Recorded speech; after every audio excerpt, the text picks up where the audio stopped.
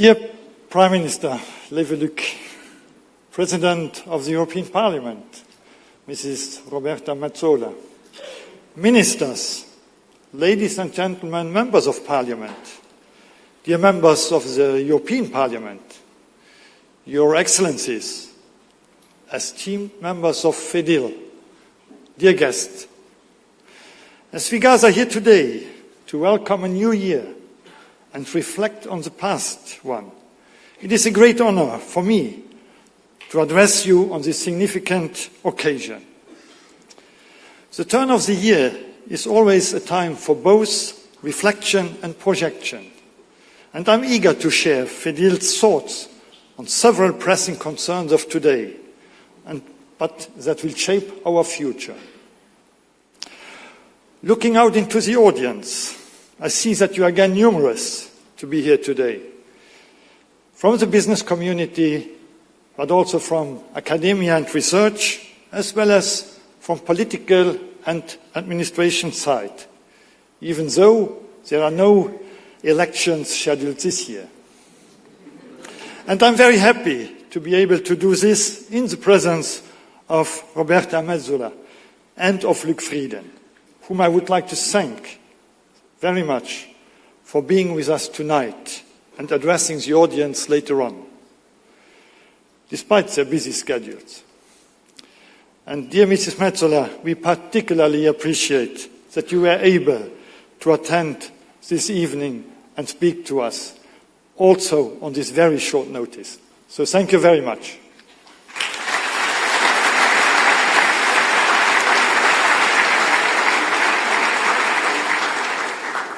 Dear all, I know that it is probably a high interest for our exceptional networking right after this official part of the evening.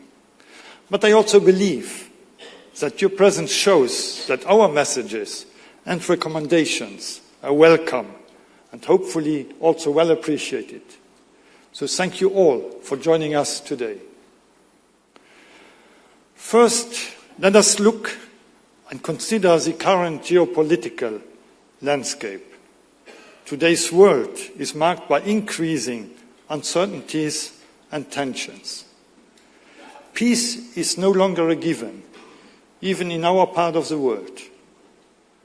And as Winston Churchill once said, the farther backward you can look, the farther forward you are likely to see. So learning the right lessons from the past in order not to make regrettable mistakes in the future. Defense capabilities and international cohesion among partners are key factors in this equation. And the current unclear political situation in many European countries does not favor a common position to address these challenges. And the geopolitical shifts have substantial ramifications for our economies and businesses.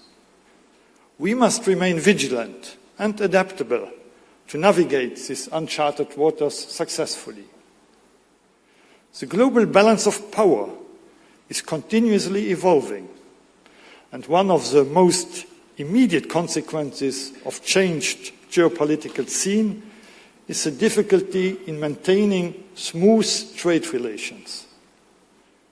Tariffs, sanctions, and protectionist policies are becoming more common and affecting the flow of goods and services. We as a business community must advocate for fair trade practices that encourage rather than hinder economic growth. Europe's economy is dependent on imports and exports, and Luxembourg's economy even more. So we expect our government to carry the flag of free trade high and convincingly. It seems that while we are trying to build bridges, others are busy building walls. But isn't that a bit of distorted picture? It is a common reflex to criticize future President Trump's trade-related intentions, and rightly so, if all the plans he announced before taking office would become reality. But what about us? Is Europe completely innocent in this trade-related downward spiral? These last years, European policymakers have adopted several pieces of legislation designed to impose our principles, standards and performances on our trading partners. Deforestation, CSRD, CS3D, CBAM. Of course, we can claim that these principles, standards and performances have a universal value and that every country and every foreign producer should comply with it. But we know that not all countries share these requirements, and several of them refuse what they call an exaggerated interference of the old continent. 3 weeks ago, Qatar threatened to stop EU gas sales if fined under European due diligence law.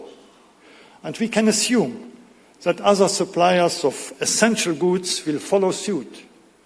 In such circumstances, it is uncertain whether our economy can cope with our own requirements. In a few years' time, at the latest, we will have to assess the effectiveness of certain regulations and their restrictive effects on sales and supplies among the European borders. Any undesirable developments and inconsistencies will then have to be ironed out immediately. FEDIL will strengthen its team and its advocacy on trade, and more specifically on new standards and protective measures and their possible collateral effects on supplies and services. Who wouldn't wish for the good old times when trade policy was boring? Well, times are changing and we have to adapt. Europe is experiencing a worrying decline in competitiveness. In his report to the EU Commission, Mario Draghi bluntly explained how high energy costs, inadequate investment in innovation, and excessive regulatory burdens have contributed to this trend.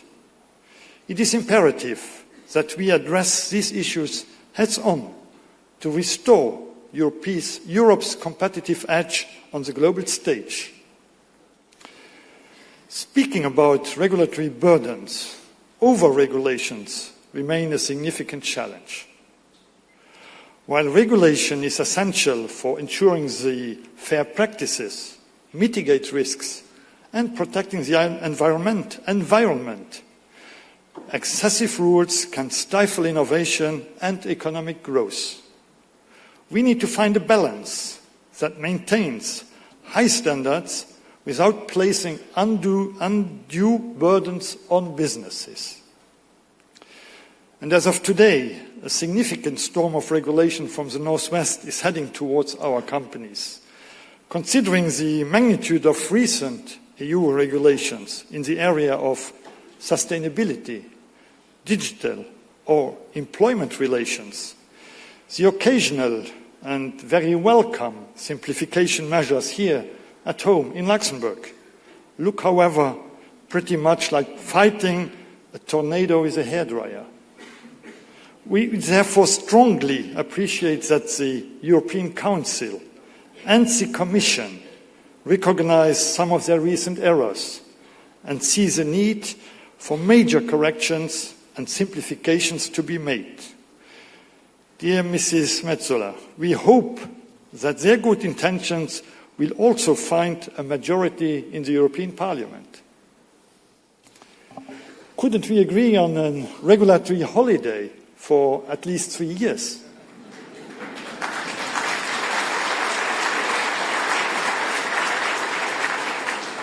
Since this period could be used to clean up the existing surcharge, and it would give companies time and room to implement the remainder.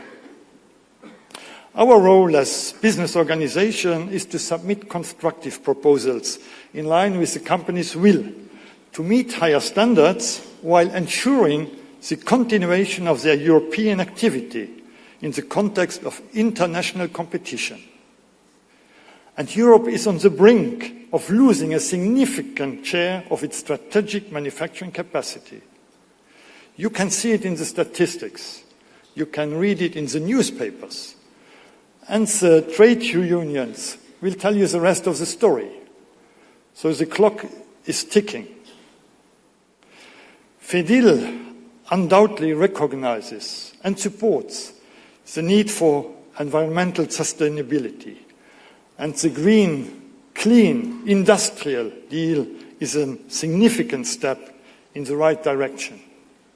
However, it is crucial that we approach this transition with pragmatism and that we treat it as a societal undertaking in order to prevent it from becoming a source of huge additional cost and concern for electricity consumers.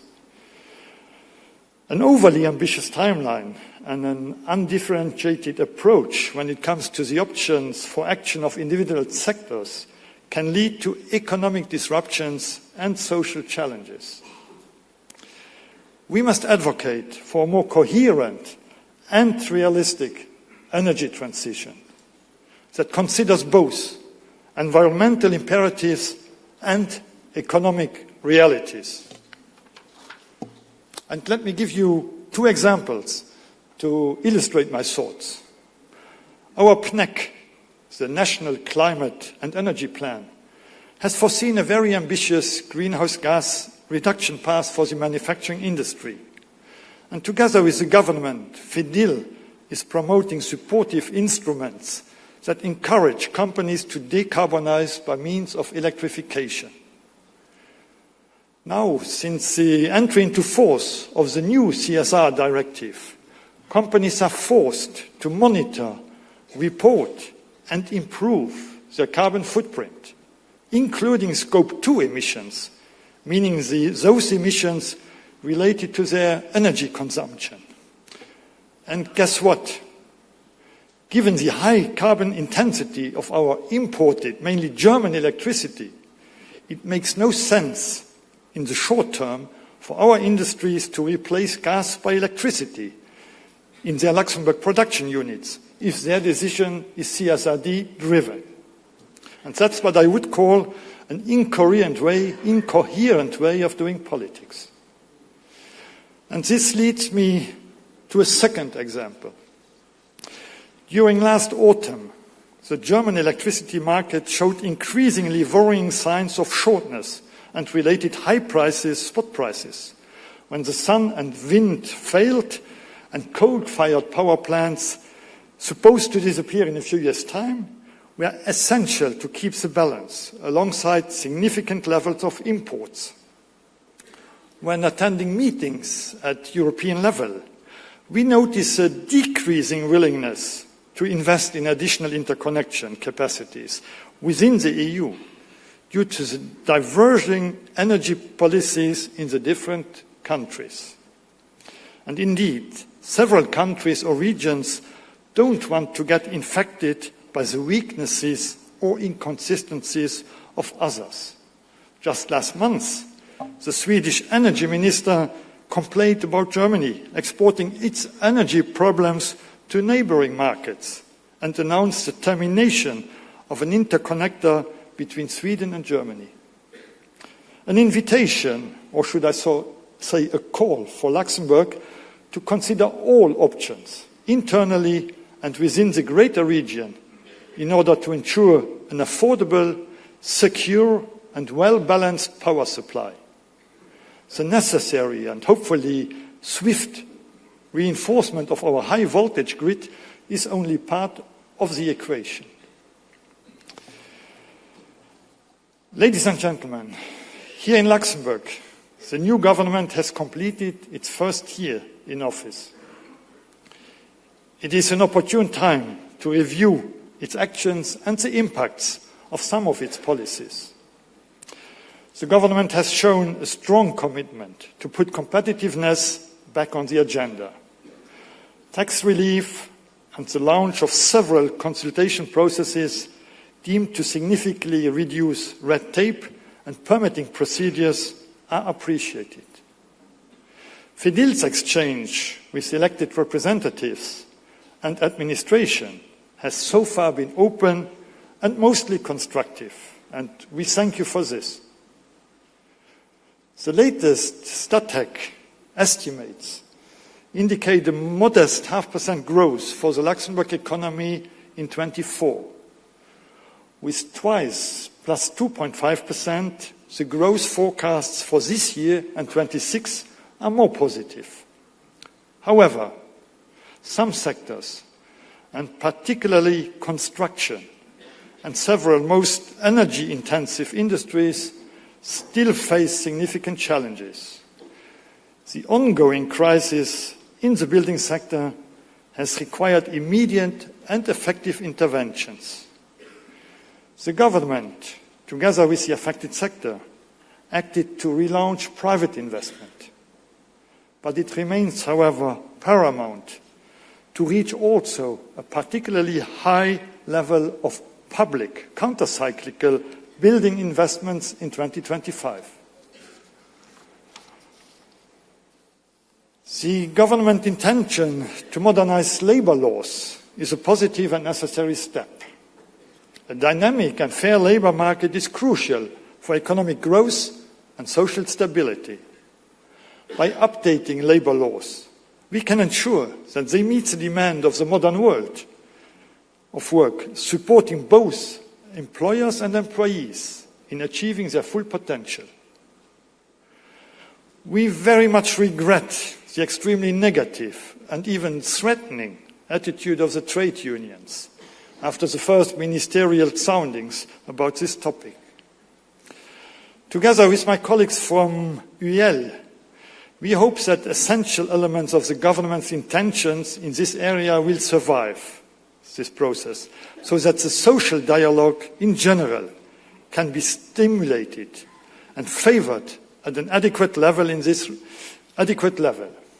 this respect, the fact that the government has just confirmed the collective agreement as exclusive door opener for exemptions for legal shopping hours might be a cause of concern. But we remain confident that the major challenges related to employment relationships can be addressed effectively. And this also includes a necessary correction when absenteeism is far too high. The latter is certainly a management matter, but many companies feel abandoned without legal or official intervention. Operational disorganization and the frustration of fair playing employees in the event of excessive or even abusive absences causes costs and damage to the working atmosphere. Prime Minister, we see a window of opportunity for major improvement of our regulatory framework. Part of it needs to become more manageable and more realistic. And we are counting on your support to support this endeavour within the European Council. And we are also counting on you when the government has to work out law bills implementing legal requirements from Brussels. But let me extend my thoughts a little further. Many new pieces of legislation come together with the introduction of additional regulators who join the already long list of existing authorities to which reporting must be done. Over the December holidays, we read in the economic press that British Prime Minister Keir Starmer wrote to more than 10 regulators in his country, financial, competition, energy and so on, asking them to remove barriers to growth in an effort to revive the sluggish economy. And according to press reports, the message co-signed by Finance Minister Reeves was unambiguous on the need to prioritise economic growth and investment. And multinational companies within our membership here in Luxembourg, meaning those which have the capacity to compare competitive advantages, they tell us that the access to regulators, their efficiency and their interpretation of existing rules have become a key investment criteria in our highly regulated business world. And FEDIL is very willing to deepen these discussions on such a promising initiative with your government, because returning to growth is a task that concerns us all. Dear all, this evening I do not want to address the major challenges that are looming for the long-term financing of our social security system. The relevant committees should clarify this carefully based on realistic growth scenarios and the associated calculations. FEDIL, together with UEL, is supporting this process because facts and figures clearly show that it is the right moment now to discuss the sustainability for financing our highly appreciated pension scheme. Employers and employees, both from the private and public sectors, should agree not to push back this topic. Ultimately, responsible political decisions must be made. But our children and grandchildren are looking at us now. Ladies and gentlemen, when speaking about the challenges ahead, we are convinced that economic growth is necessary to meet them. Several target ratios addressing these challenges derive from our GDP or GNI performances, such as spending on defense, on public R&D, on supporting selected developing countries, and so on. And several of these targets ratios are supposed to increase in the coming years. You probably heard about Mr. Trump speaking about 5% spendings for NATO countries on defense spendings. So this raises questions of prioritization and financing. And my colleague, Business Europe's President Fredrik Persson, he often expressed the following consideration on this issue, and I quote, "Instead of focusing the debate exclusively on percentage points, we all should agree that the cake to be divided should become bigger. Hence, it is better to speak to the baker first. And there are many bakers in the room tonight.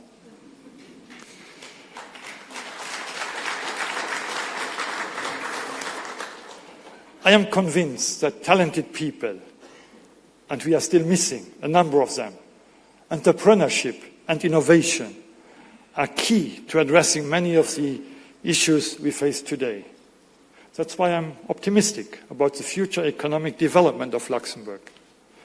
Our country has the potential to prosper, thanks in large part to the visionary leaders and so many other talents within our companies. These individuals inspire innovation and drive progress, ensuring that we remain at the forefront of global business. Last December, we celebrated the FEDIL Innovation Awards. And looking at the quantity and quality of the many submitted projects, we can see that Luxembourg is becoming more and more innovative. I am convinced that there is still room to improve. For instance, by strengthening the cooperation with and between all stakeholders in the research and innovation ecosystem. And we also need more adequate financing solutions, which allow startups to progress to the next level without having to leave our country or even the continent. And yes, there will be some risk money required. I am particularly excited about the potential that lies in new technologies, especially artificial intelligence.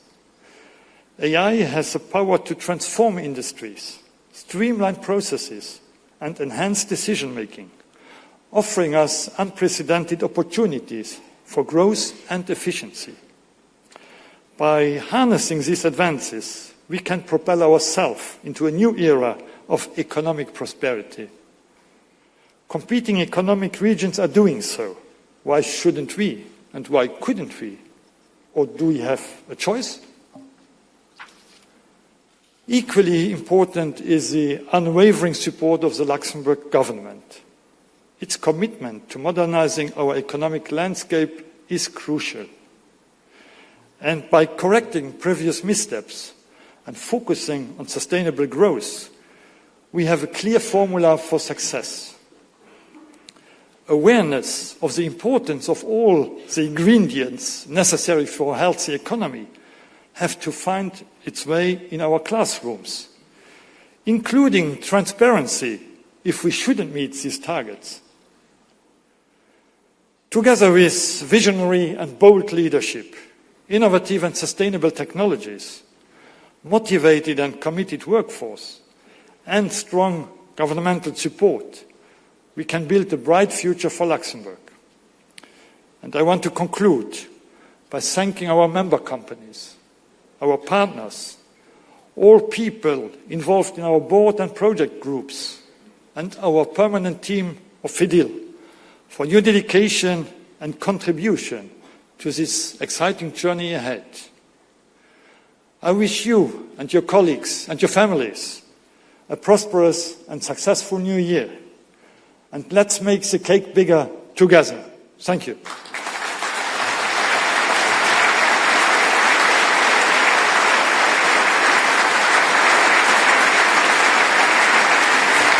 Georges Rassel in his first New Year's address as chairman of the FEDIL.